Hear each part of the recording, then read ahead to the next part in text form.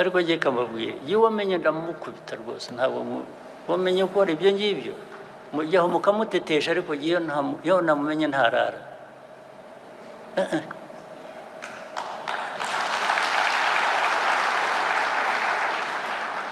ngabo ba meya uheruka ejo bundi ninde ni Kayonza ni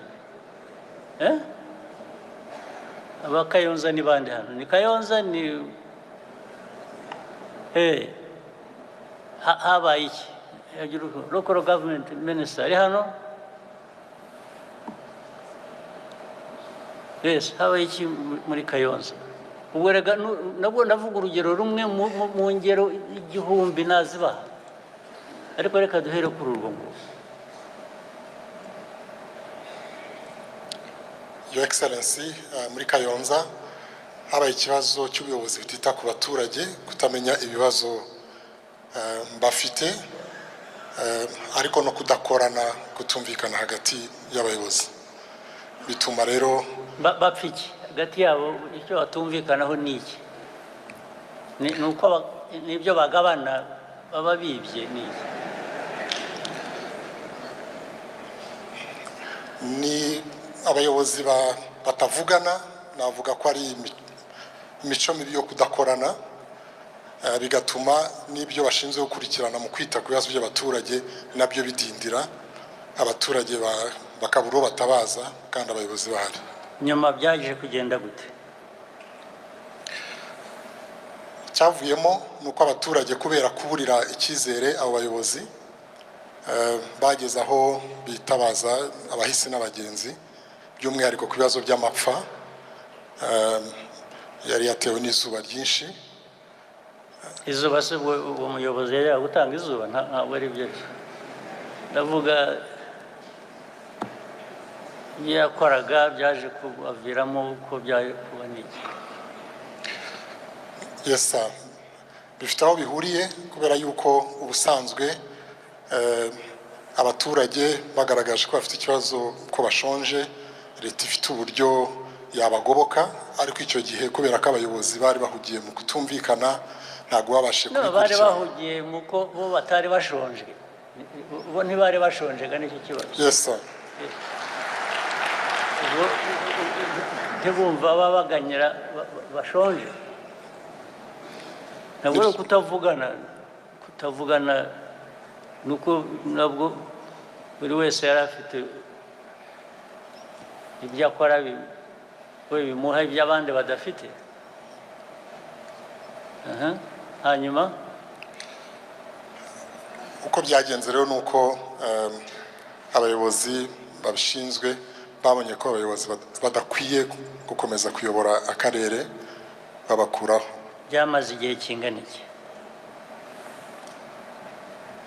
Your Excellency byamaze igihe kinini kuko baganirijwe inshuro nyinshi n'inzego zitandukanye ariko gufata umwanzuro nyirizina wo kubakuraho ugeranije n'ibibazo byari bihari byaratinze yes bitinda kubera iki mwebwe mwicaye aha ngaha kumuha ari abari muri minisiteri bashinzwe ari abandi babibona ari ku zindi nzego birinda gutinda bikagira ubwo bigeza abantu hariya kubera iki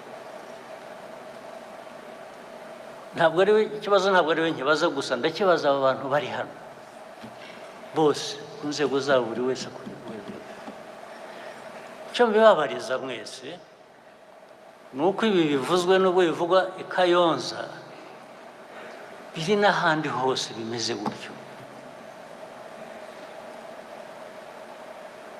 biba mubireba mukabyihorera nibyo binavugaga kubera ko abayobozi bo baba badashonje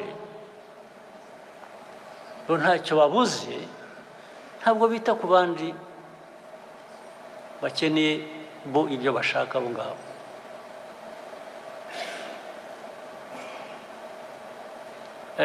hari kesi ya Bugarama za Rusizi ibintu bijyanye n'imihanda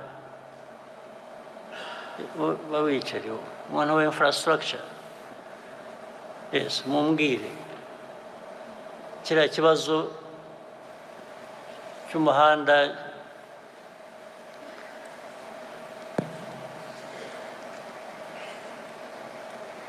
watengutse usigaye ngira ngo usigaye warahindutse umurima barahinga bahinga mu muhanda. Your Excellency. Byarinze bigera hariya kubera iki? Icyo kintu icyo kibazo cy'umuhanda ngira ngo nakivuze hariho nigeze kujyayo ni 2017 ni ibintu mperuka kera ariko umuhanda warasibye. Ejo bundi abantu barinda umutekano nibo babimbwiye rwose badafite ahantu banyura badafite uko bagenda. Ikibazo cyagenze giti Minisita? Mu by'ukuri Your Excellency, twavuga ko habayeho uburangare ku rwego rwacu nka Ministry mu guhitamo ibishyirwa imbere mu ikorwa by'imihanda, kuko hari imihanda myinshi yakozwe kuva byavugwa mwabisaba ndetse n'abaturage babisaba kuva imyaka yashize 2017, kuko mu by'ukuri uriya muhanda warangije ubuzima bwawo wari wagenewe muri 2017. Kuva icyo gihe umuhanda wari ukeneye guhita usanwa. Ni umuhanda w'ingenzi uhuza igihugu cyacu n'ibihugu duturanye ndetse ukanafasha inganda ziri hariya. Habaye ikirego byagenze gute? Icyabayeho ni ukudashyira ku murongo neza priority uburyo ninde ubikora? Ni twebwe nka Minisiteri y'Ibikorwa Remezo twagombye kuba twarabikoze. Erega natwe ibyo tubifitemo uruhare ariko nta n'ubitubwira. Priority mwigendera priority gusa mushatse zigatandukana n'iz'igihugu muri rusange zikwiye. Ni amakosa twakoze kandi turayasabira imbabazi, ariko tuzagenda tubikosora. Uzi ko imyaka yose nicyo kibi igisubizo, nicyo abantu barangiriza. Nuko bisabira imbabazi ejo bikazongera bigasabirwa imbabazi, ariko tubikomereza ibyo dukora. Ubu bwaba uburyo bwo gukorera igihugu cyanyu gute?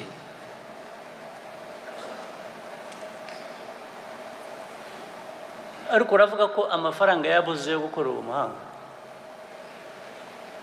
Ntago amafaranga yari yabuze, ahubwo no kudashyira ku murongo neza ngo tumenye ibikwiye guherwaho n'ibikurikira. Ibyo se bizakorwa nande? Tuzabikorerwa nande?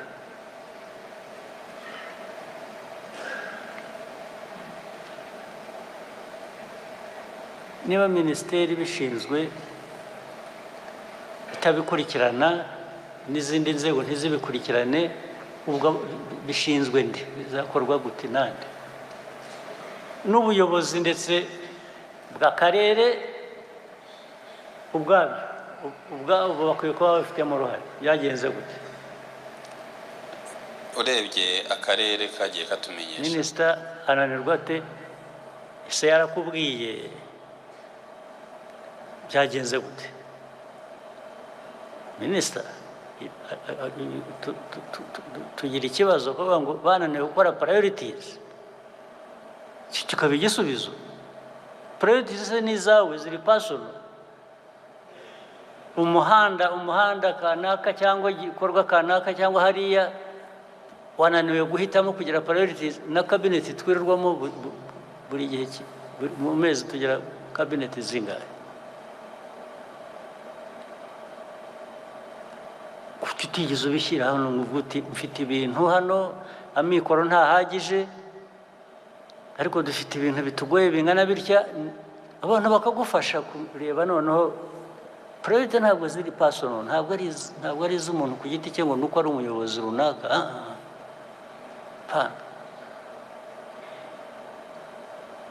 Priorities ni iz'igihugu. Decisions zigomba kuba zijyanye n'inzego mu buyobozi bw'igihugu zizwe. Ibi byose ndabitinda kubera iki? Nta kuntu RPF backbone niyo backbone y'iyi gavumenti y'ibikorwa y'amajyambere y'ibi byose. Aba bayobozi benshi tuvuga ni bamwe muri mwe, ni kadazi muri mwe. Barangiza mukatubwira ngo nta makosa, twananiwe kumenya priorities, none ngo kumenya priorities gute? How? Cyangwa abantu bajya hariya bakangiza, amezi 6 agashira, umwaka ugashira, erega bamureba babizi. Nibyo nabazaga Minisitiri wa Local Government, biriya bya Kayonza byari bizwe, byamaze igihe bizwe. Ubu mwaracecetse, mwahisemo ba Kayonza n'abandi babizi babishinzwe, mwahisemo kubiherekeza uko bimeze ngo abaturage bagere kuri uriya rwego. Murashaka ko bagera bati? Murashaka ko abaturage bagera bati? Cyangwa murumva inshingano za nyarizi?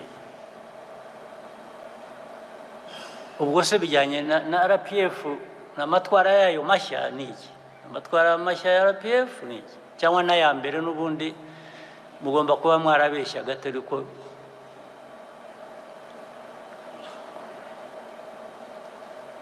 mwavugaga bimwe tugakora ibindi. Ibyo RPF bavuga, iyo abantu bashaka impamvu, hari apologies nazumvise, hari izindi mpamvu. Ubu nitugaruka ku muryango nyakuri, microphone,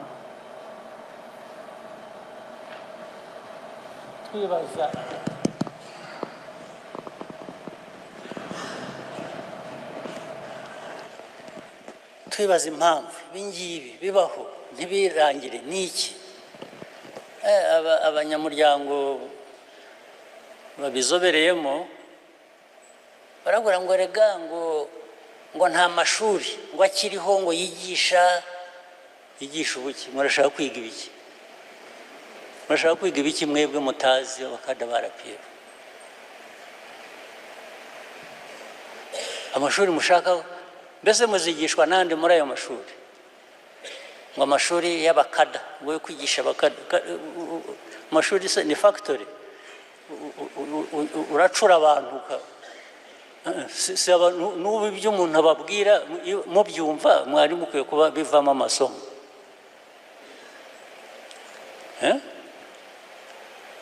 Ko nshimye iby'amashuri atakiriho yigisha ubukada, ntabwo ndabyumva ngewe, muraza kubinsobanura. Kwigisha ubukada ni iki?